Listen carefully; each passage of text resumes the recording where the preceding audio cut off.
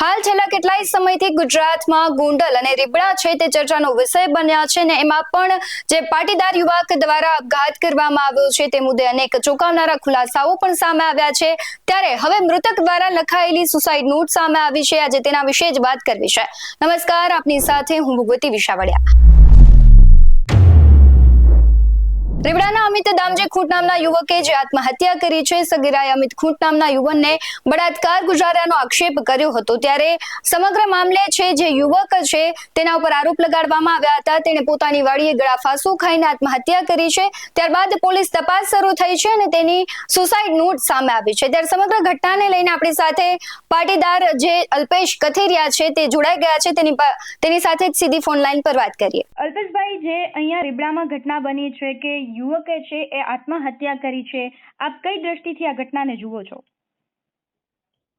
આજે ઘટના ઘટી છે ખૂબ ગંભીર બાબત છે કે પહેલા જે યુવાન ઉપર બળાત્કારનો ગુનો દાખલ થાય છે અને થોડા સમયની અંદર એમને સુસાઇડ થાય છે ને એની લાશ મળે છે, એટલે આમાં બંને તરફે પોલીસે ખાસ કાળજી રાખી અને કોઈ પણ પક્ષને અન્યાય ન થાય એ રીતે તપાસ કરવી જોઈએ। એટલે ખરેખર આમાં શું હકીકત છે બહાર આવે।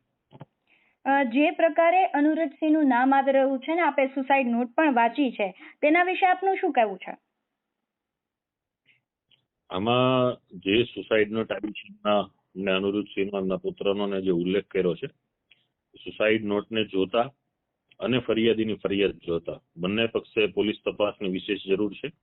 કેમ કે સામા પક્ષે બળાત્કારના આરોપ છે તો આના પક્ષે એના પણ આરોપ છે, તો બંને પક્ષની આરોપો જ્યારે કોઈ પણ બંને પક્ષના આરોપો હોય ત્યારે તપાસના અંતે જ ખબર પડે કે આમાં ખરેખર શું છે, અને જે પણ ખરી હકીકત છે બહાર ફલિત થાય ત્યારબાદ જ આપણે આના પર કહી શકીએ। હાલ પ્રાથમિક તબક્કે એટલું કહી શકાય કે જે કંઈ પણ હોય પણ અંતિમ પગલું લેવું એ કોઈ સમસ્યાનો ઉકેલ નથી। એટલે આવી ઘટના કોઈ પણ વ્યક્તિ સાથે બની હોય તો અંતિમ પગલા તરીકે આવો ઓપ્શન ન લેવો જોઈએ અને જે કોઈ પણ ઘટના હોય એની સામે લડવું જોઈએ। કદાચ એમણે જે વાત લખી છે એ સાચી હોય કે ખોટી એ પછીનો વિષય છે, પણ આ પગલું ના ભરવું જોઈએ। જી અલ્પેશભાઈ, આપ ગોંડલ માટે અને પાટીદાર માટે લડી રહ્યા છો, તો આ જે ઘટના બની છે પણ એક પાટીદારનો જ દીકરો છે, તો શું તમે આને ન્યાય અપાવવા માટેના પ્રયત્નો કરશો? આમાં જે ઘટના ઘટી છે એમાં સામે જે મહિલાએ ફરિયાદ આપી છે એ પણ પાટીદાર છે, એટલે હાલ આ મુદ્દે કોઈ પણ એક પક્ષ સાથે સ્ટેન્ડ લેવું એ વ્યાજબી નહીં ગણાય। જી અલ્પેશભાઈ, આવા જ વધુ અહેવાલો સાથે ફરી મળતા રહીશું। તમે અમારી યુટ્યુબ ચેનલને સબસ્ક્રાઇબ કરવાનું, અમને ફેસબુક અને ઇન્સ્ટાગ્રામ પર ફોલો કરવાનું ભૂલશો નહીં। બાકી અવનવી અપડેટ્સ મેળવવા માટે આપ જોતા રહો BS9 TV ન્યૂઝ। નમસ્કાર।